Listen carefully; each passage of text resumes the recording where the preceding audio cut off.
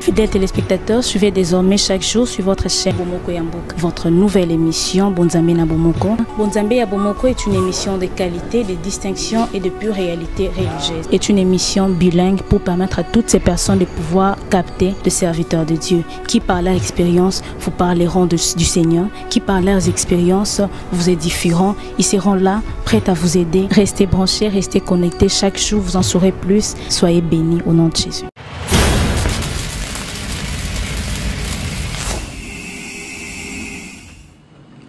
Bien-aimés dans le Seigneur, le membre du réseau chrétien pour l'harmonie conjugale et tous les chrétiens de par le monde, Oyo Balandaka Biso, na cadre émission Oyo Harmonie conjugale, tozali vraiment nesengo mingi yako yamba malisusu epa na bino et puis yako yeba ke bozo landa ebele, boza ebele o bozo landa émission Oyo na banda kuna bino na kati ya mituka na bino et puis na ba bureau na bino. L'émission Harmonie conjugale chez vous, c'est notre préoccupation, car l'émission Harmonie conjugale ou l'harmonie conjugale chez vous est un désir et nzambe ndambazo désirer que tout le marié va vivre dans l'harmonie. C'est pour cette raison nous ne manquons jamais yako memelabino bato bakoki kopesa susu gu na kati ya émission na biso Harmonie conjugale et mutu oto memaki depuis la semaine passée, depuis moi bangongele kaki bien aimé, c'est madame Momo, maman Lauriane. Maman Lauriane, soyez encore une fois la bienvenue. Merci papa Daoké. Et sengo biso eza ya koyamba yo lisusu ya kozala na yo ensemble na kati ya émission oyo ya harmonie conjugale oza mupayate mais pour les auditeurs, les auditrices na ba oyo ba internautes bo to ba ngana benga ka bango les internautes kombo mo bona ko tsakawana bango mo ba yebiango. Alors okokiko pesa bango mbote parce que c'est une émission où il y a Isengo pour créer toujours harmonie même dans leur foyer. Merci beaucoup ba internaute nyonso balandina biso ya radio SCC ya www.bomokoyamboka.com besoin de ça sur internet to pesi bino mbote elongo na équipe mobimba SCC na équipe mobimba ya Bomoko Yamboka. Vraiment je suis de cœur avec vous na lasu mo pa la binote donc boza ya biso peut oza ya bino na lingi bino mingi. Vraiment. Oui, Tolingi Bino Mingi, maman Lauriane Momo, madame Momo Alingi Bino Mingi, le pasteur Daoké qui vous parle, votre humble serviteur Alingi Bino Mingi, et notre désir le plus ardent, Isaac et Harmonie, Ezanaba foyer, oui. Harmonie, Ezanana Katyaba fiançailles, Harmonie, Ezanana Bisika Nyos, O Eza, Tobengi famille. Oui. Bien aimé dans le Seigneur, Tolobelaki, Makambo Etali, le bienfait de la foi. Nakatia Libala, le bienfait de la foi, Nakatia ba fiançailles, Bola Munini, Kondima, Ememelaka Biso, Nakatia ba relation na biso ya fiançailles, tout comme na ba relation na biso ya mariage. Oui. Nous avons vu, nous avons partagé que la foi nous amène beaucoup de bienfaits. Oui. La foi est même na ba famille est belle Kondima, et même na ba famille est belle Kobota. Maman Lauriane, n'est-ce pas, nous avons essayé de partager ça avec les auditeurs. Et puis, auditeurs, que la foi, eza eloko moko malamu esika ba famille ezali esika fo ezali maman bolingo renyaka ba bienfait ezalaka mingi dans les foyers soki batumi bali o basé esika moko to dans la famille toza ko confesser foi moko et ça la kaité biloko ebele ya malamu ekomela biso dans la famille vraiment. Vraiment. Entre autres les choses qui nous arrivent dans nos familles na nzela ya kondima eza Kobota. Oui. Il y a de couples. Parmi les objectifs, on a sala libala et que procréation mais il arrive des moments que batuba komi na kati ya libota et puis 1 mois, 2 mois, 3 mois, 1 année, 2 ans, 3 ans, 4 ans. Ou comme on appelle kobote zoyate. Mais soki boche kondi mal. Maman Lauriane Asungaki ba biso mingi ya koloba keno kondi mangwe sengeto tiangwe pa ya Christ. Oui. Voilà. Et pas ya Christ sengeto tia kondima parce que Christ nde aza mutu o aza rémunérateur ya bato obaluka kayo. Yende apesa kabana, yende apesa kalibala, yende apesa kape kimia na kati ya bafoye. Alors, bien aimé dans le Seigneur, nous peut-être ma question monsieur Ezra qui posait maman Lauriane au monaki moko ya ba auditeur abenga kibiso oui. Papa Jean-Pierre Lombe. Oui. Papa Jean-Pierre Atunaki, en ce qui concerne la soumission. Abi kondima mutu, tozana kondima na libota, mais comment que la femme n'est pas soumise. Et ce qui moi ça doit soumise, il y a des conséquences sérieuses. Oui, des conséquences sérieuses. Oui, il y a parce que la Bible nous recommande qu'une femme doit être soumise devant son mari. Donc moi, si faut la soumise de bosser à mobile naie. Tant moi si azo se soumettre à tes pas mobile naie, ndé au moni ba conséquences mingi ya mabezo comme la biso na ma famille. Ba conséquences ya mabe vraiment parce que ceux qui m'ont ça soumise papa mi. Il y a le divorce aussi, voilà. Papa mi papa mi comme si comme mususu était il y a besoin mais la biso ba divorce ni tozo ba bon donc fidélité. Dans les mariages, makamba mabe mingi koya parce que ceux qui maman yozo se soumettre pas à papa te ceux qui soumission ezalité ndesika makamba mabe mingi zoya na foyer na ba famille na biso ndenge to koloba. Vraiment. Makambo belé ekoya ceux qui moi si a commis insoumise ou a commis que se soumettre les sous-soutés papa Jean-Pierre nous insistons que dans tout le foyer, dans toute la famille que Dieu a créé, dans le mariage que Dieu avait de lui-même créé ou fondé et sengeli soumission et zala le mot d'ordre pour na ba maman ba se soumettre na ba tata pour soumission et za o nzambe alobela yango mbala na mbala lobi la femme doit être soumise et que l'homme doit aimer sa femme. Oui papa ngana ko lobelo komoko s'occuper l'homme et si comme balobi l'homme il faut aimer la femme.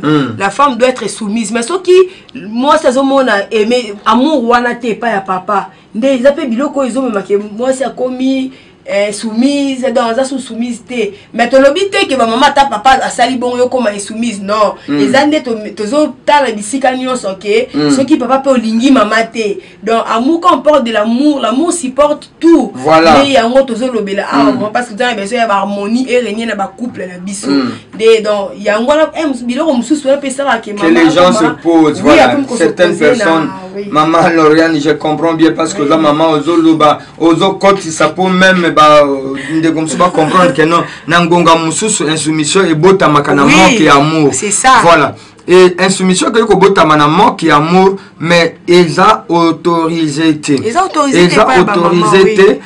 y a la persévérance dans le mariage vous devez persévérer il y a na bangonga mususu to benga kakia les épreuves il y a une femme qui a posé une question à Komela Kibiso alobi ngai na bala alobi nga na bala mais et sali nangonga moko ke nasala ki accident et tango nasali accident nazana hôpital na côté hôpital pendant plusieurs mois et après le mois oyo na côté hôpital na bimi boye mobile azolinga suku azolinga lisusu ngaite alors cette femme posait la question à l'obi est-ce que pasteur parce que nous parlons de la foi est-ce que wana ezaba épreuve ya foi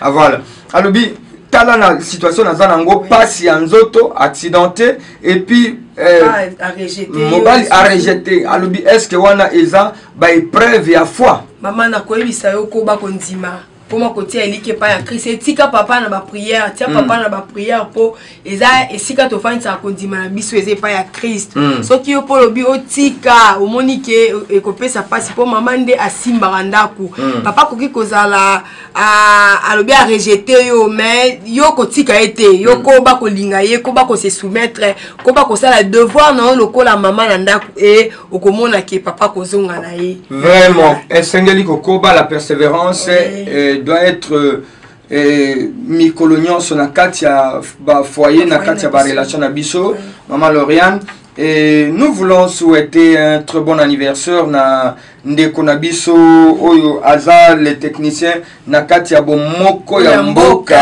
et c'est Junior Kapaya joyeux anniversaire nzambe apambola yo ebele et puis nous voulons dire encore bonjour bonsoir bonne nuit bon matin na technicien na biso réalisateur et émission oyo na katia radio ECC oto bengi Daniel Mbongo kiese nzambe apambola yo aza aspirant à mariage j'espère que Junior Kapaya peut aza aspirant à mariage ou alors aza marié voilà tous les aspirants au mariage et longona Junior Kapaya tozo souhaiter bino des bonnes choses de manière que libala tozo lobela sur le présent tozo même dans l'avenir et même dans le passé oui même bandeko babala et puis baza qui divorcé bandeko babala et puis et ça là que ba condition de vie tango mususu mobile asali eloko moko to moi ça eloko moko boko wa ko se divorcer ou alors au perdre moi to perdre mobile mais ozana posa ya ko se remarier donc eza émission harmonie conjugale et concernaka bandeko na biso nyonso. Ne vous étonnez pas que nous avons besoin nakati émission oyo il y a ba préoccupation, il y a ba aspirant là aspirant au mariage, il y a ba fiancé, il y a ba divorcé et puis ba couple au baza uni. Oui. Hein? Alors les lots bien aimés, Sokyo Lingo Benga Biso, c'est dans les plus 243 89 73 83 660 plus 243 89 73 83 660 to okoki ko benga biso suna numéro oyo plus 243 934 86 09 soki ozui biso bien aimé. Et là, quand on peut ça, c'est que l'argent ne peut jamais acheter. Nos prières, nous allons continuer à prier pour vous. Nos conseils, nous ne manquerons pas de vous assister dans vos conseils. Et puis, nous sommes pour harmonie et zongato et bandana katia libala na yo. Osa vraiment les bienvenus, osa la bienvenue. Nakatia émission harmonie conjugale. Oui. Maman Lauriane, il y a encore une autre chose que nous avons promis. Na bande konabiso na émission Eutaki Koleka. Nous avons dit, parce que Bandeko Ebele se posé la question en ce qui concerne la nervosité, les paroles mauvaises dans les relations de fiançailles, au foyer et dans les familles. Mais quelles sont les conséquences? Nervosité, kanda. Au comment on a battu bandi fiançailles lilo, basali 1 mois, basali 2 mois, basali 1 année, et commis un partenaire moi commis trop nerveux, moi si nerveuse, ou alors batuba bali, baza même na kati ya libala. Il y a esprit moko boye côté libango que l'un ou l'autre a commis vraiment nerveux. Et à ceux qui n'a causé la nerveuse, tout nerveux, mais a commis jusqu'à ce qu'il a commis sa maloba ya mabi. Envers l'autre. Envers l'autre. Maman Lauriane. Est-ce que ce genre de comportement est-il autorisé, est-il permis? Non, genre de comportement, oh papa, ils ont mabe. Nervosité, en gros, il faut tout y eba. Ils ont na biloko nini. Mais ils ont autorisé en gros à cause la nerveux ou nerveuse et pas ya partenaire na yo. Parce que mutu musa ko comme nerveuse ou nerveux par rapport à comme se sentir sous-estimé, donc comme se sentir inférieur à l'autre. Donc partenaire aux comiques qui sa partenaire au hasard na yo par rapport ya ba kambo belé au koki ko kuta na et sika ba vandi am so ya linga ki ozala boye amoni okomi boye et comme si muninga nerveux. Or nervosité dans les foyers ou dans le mariage eza malamu te parce qu'ils ont une conséquence ya mabe mingi ya mabe makasi esika ba couple bazalato esika famille ezali. La nervosité n'est pas une bonne chose papa. Oui, nervosité et puis ba parole ya mabe ezala ko moko ya malamu te. Et les paroles blessantes, les paroles méchantes, les mauvaises paroles, tous ensemble, dans le cadre à Libala, Tonamuto et à côté voyage à Libala. Alors, qu'est-ce que nous pouvons dire ou alors qu'est-ce que nous avons essayé de réfléchir par rapport à la nervosité, na bande comme ça, tant que publié qui simplement témoignant bande comme ça bandi ko tuna balbi source nango esengeli bo tuna source origine nango et utaka wapi. Voilà, c'est comme vous avez dit maman. Origine et nervosité bande comme ça balobi na ba relation conjugale nervosité et utaka so qui moko ya partenaire aza ko s'estimer kaza supérieur na mususu. Donc mais moi je pense que basinde bazalaka toujours ko kanikolinga ko laksa que non aza supérieur na mibali surtout mibali nde balinga ko sala supérieur na moi si quand il se sent capable donc il y a aibi que il y a aza supérieur à moi si ya tangi koleka moi si yenda zo sala zo zambongo mingi koleka moi si de par rapport ya wana de commissaire comme ko mona comme ko sentir que asa supérieur ya partenaire na ye ou ya conjoint na ye. Mais ça c'est une réalité maman. C'est une réalité, mais c'est pas une bonne chose. Et puis au tangi muke. Non papa. Bon asa supérieur quand même. Non. Et sengelo ndima yango. En dehors de ça maman. Oui. Et là comme susu ezake nzambe bien moko mtalobi que non. Moi je suis supérieur. Non, la Bible nous dit 1 plus 1 égale 1. Dans le mariage, nous sommes 1. L'union là, tout ça, mi balete. Dans la mathématique, 1 plus égale 2. Mais dans le mariage, nous sommes 1.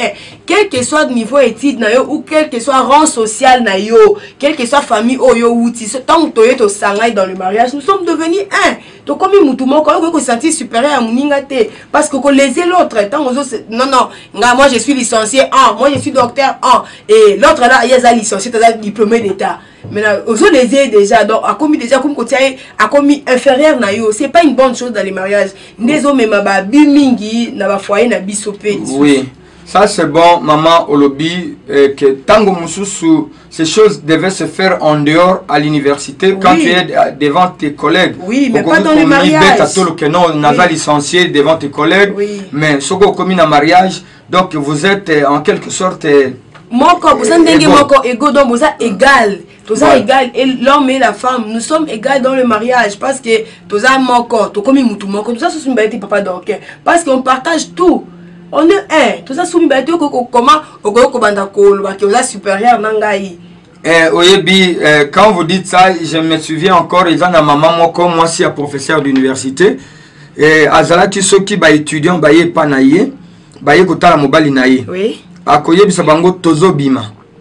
Et ba étudiant, surtout ba étudiant, on va dire que il pas linga comme professeur et maman na tanga na épée mingiti.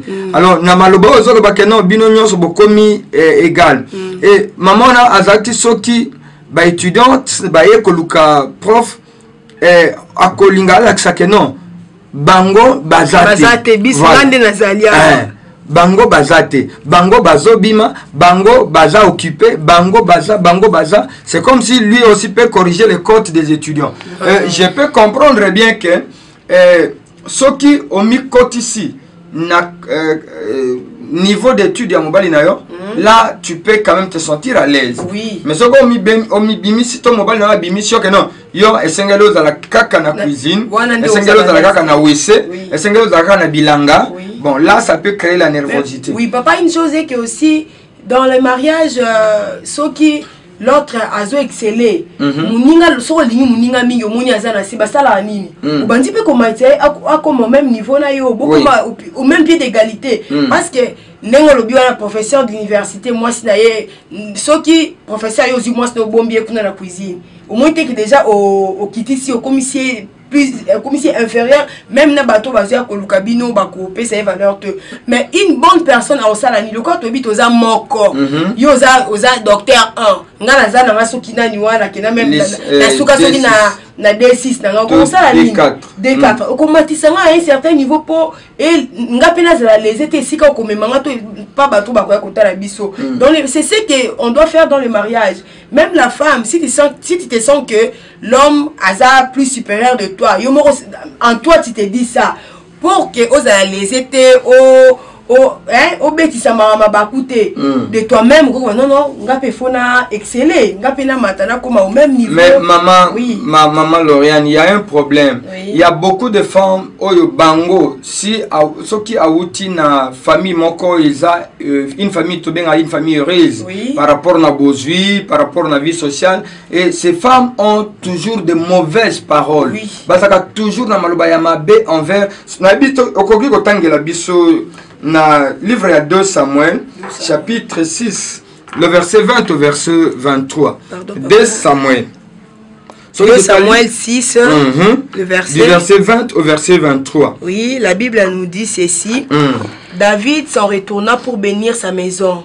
Et Michal, fille de Saoul, sortit à sa rencontre, elle dit, quel honneur aujourd'hui pour le roi d'Israël de s'être découvert aux yeux de servantes de ses serviteurs, comme se découvrirait un homme de rien. David répondit à Michal, c'est devant l'Éternel qui m'a choisi de préférence à ton père et à toute sa maison pour m'établir chef sur le peuple de l'Éternel.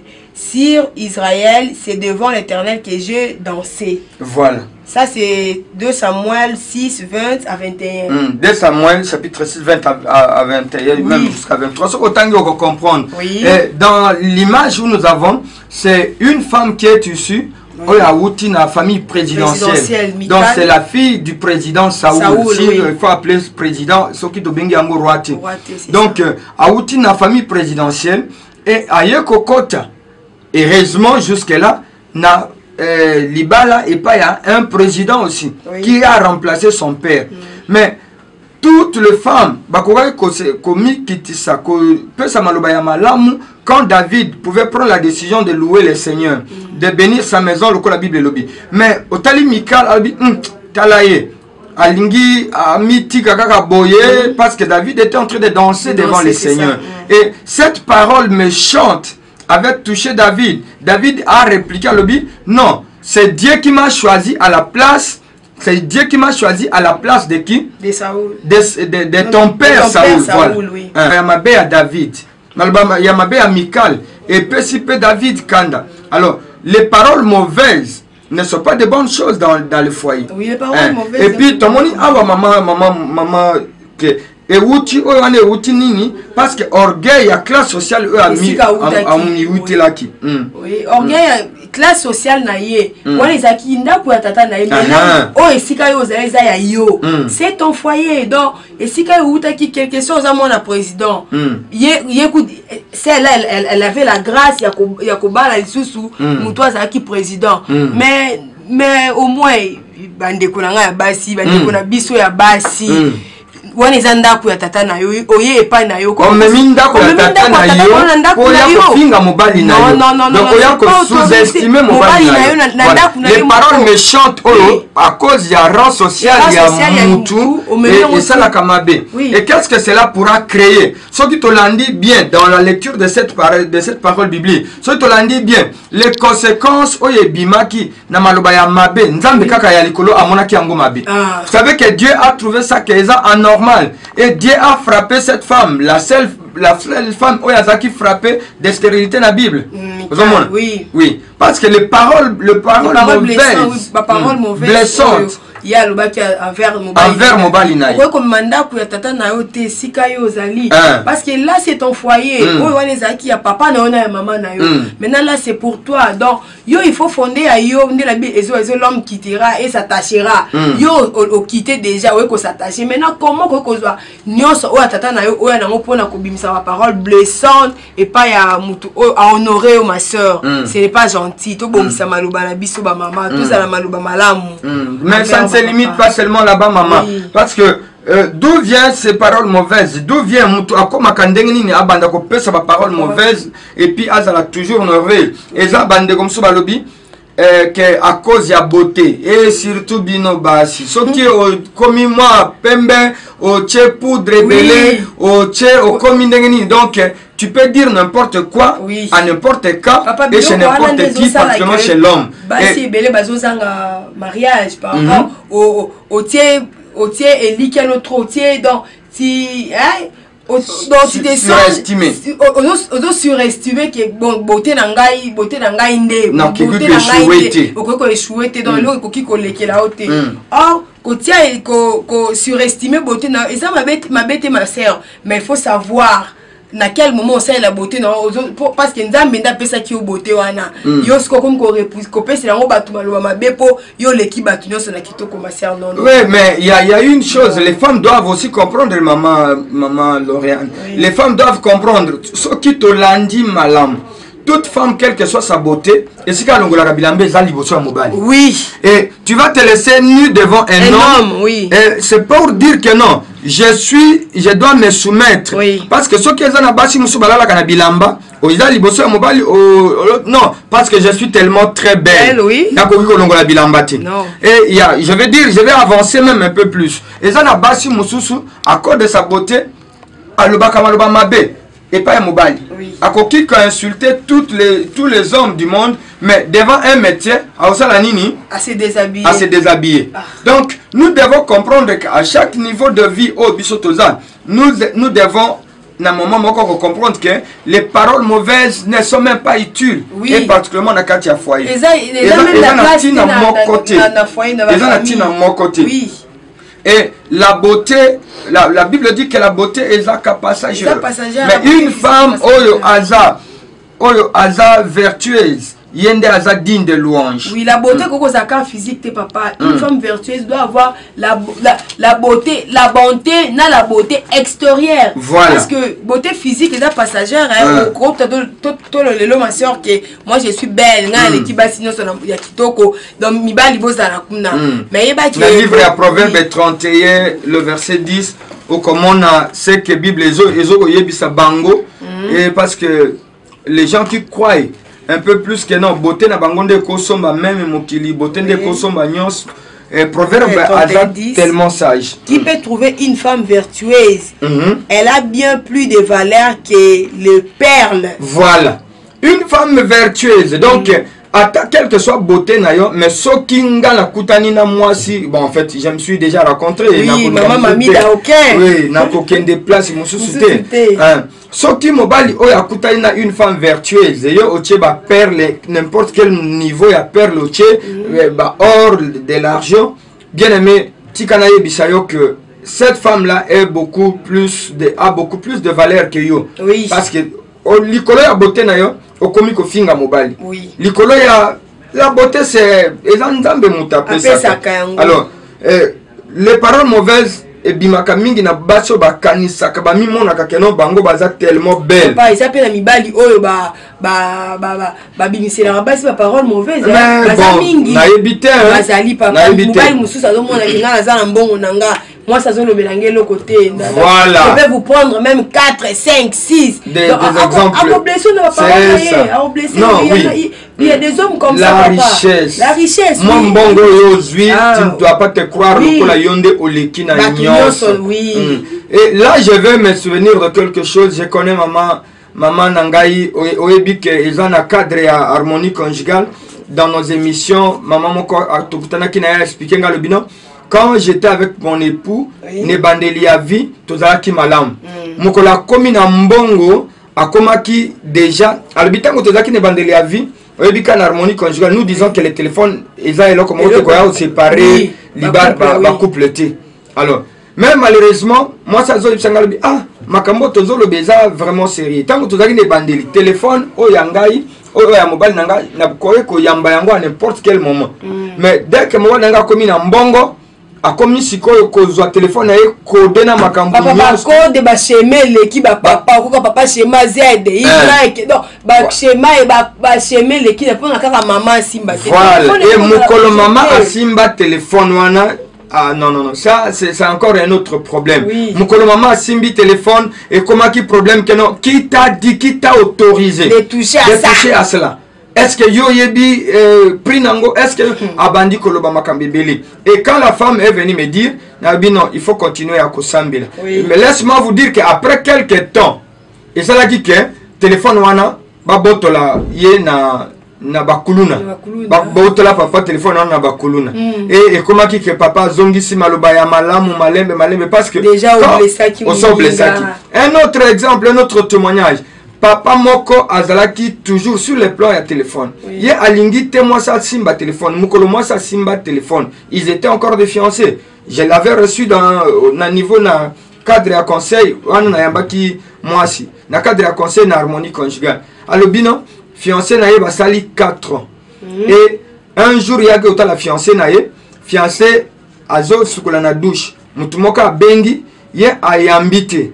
Mais aye komona ke bayi bengi na téléphone na ye azui téléphone ya mobali abanda ko koma numéro o ba bengeli bazo bengela mobali ye ko kutaye ya téléphone wana les paroles blessantes et le mari en fait l'homme était tellement nerveux jusqu'à yako déclarer séparation à partir du moment là jusqu'au moment où moi ça capona téléphone appel téléphonique. Donc nous voulons dire par là bien aimé dans le Seigneur kolingate ke babiloko ya mokili oyo ekomisa yo kanda biloko ya mokili oyo permettre ko lo makambo ebele ya mabe. Et en fin de compte le dernier témoignage nazo pesa maman moko toujours dans le cadre du téléphone Elle, son mari ne voulait pas qu'elle ait simba téléphone, mais comment qui mobali, benga makambo belé, beaucoup d'affaires, aye kokoya AVC.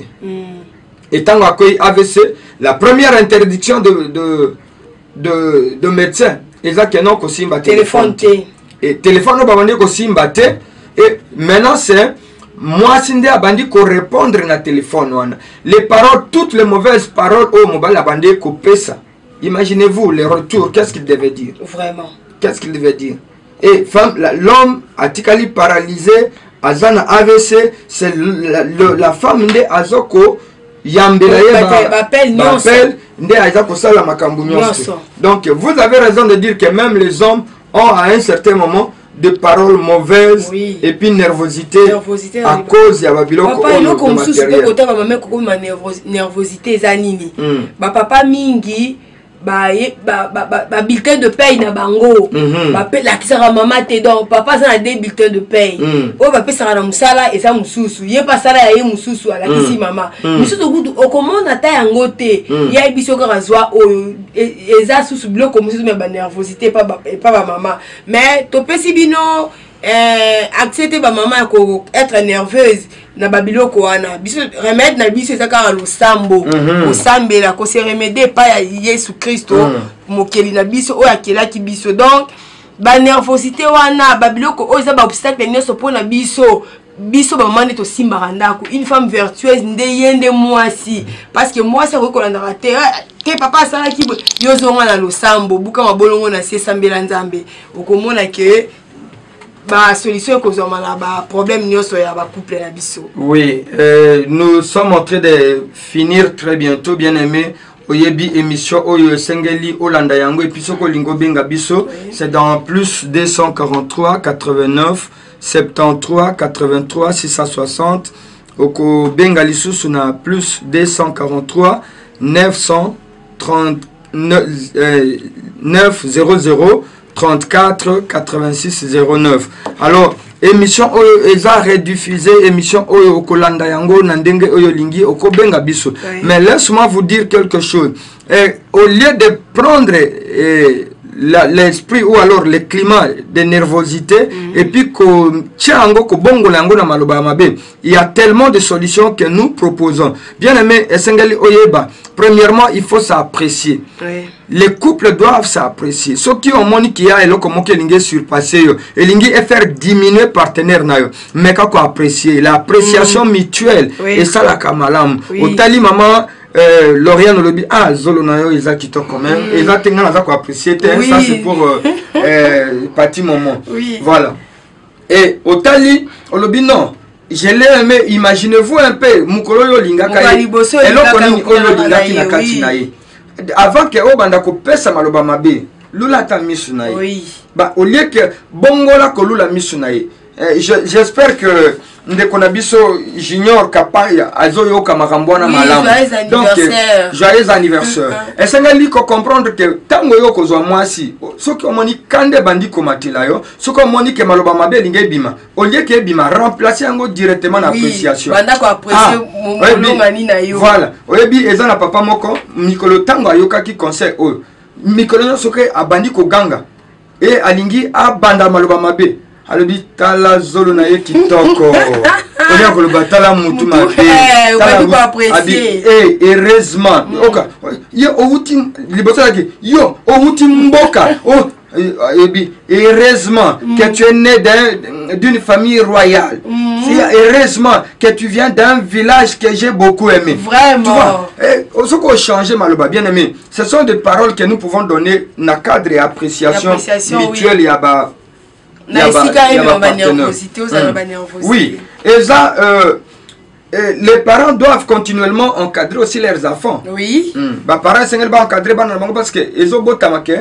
Manque d'éducation familiale bani belé ba comment na ba mabala koloba loba makamba mabe osilikela mibali parce que à manquant éducation na banda ko sika to ti ba parents ba éducation ba to ba maka yango et ça Bana, parents, to continuer que éduquer bana. Nous devons parler aux enfants. Yamakambo, oye sengeli bango, batambola nango yamalam. Nous devons leur dire que l'éducation c'est une bonne chose pour les enfants. Pour les enfants. Bana bazami nalingi yo na motima naponi yo na libala moto abolingo ekangi nga nalingana no boye te posana monaka yo natanela tongo na maboko na yo nakwei na file na siki na moto abolingo yo osukisi motema na ye nalingi yo nasenga na bandeko balanda bomoko ya mboka nkolo pambola bango. Fidèles téléspectateurs, suivez désormais chaque jour sur votre chaîne Bomoko Yambouk, votre nouvelle émission Bonzambe na Bomoko. Bonzambe ya Bomoko est une émission de qualité, de distinction et de pure réalité religieuse. C'est une émission bilingue pour permettre à toutes ces personnes de pouvoir capter le serviteur de Dieu, qui par leur expérience vous parleront du Seigneur, qui par leurs expériences vous édifieront. Ils seront là, prêts à vous aider. Restez branchés, restez connectés. Chaque jour, vous en saurez plus. Soyez bénis au nom de Jésus.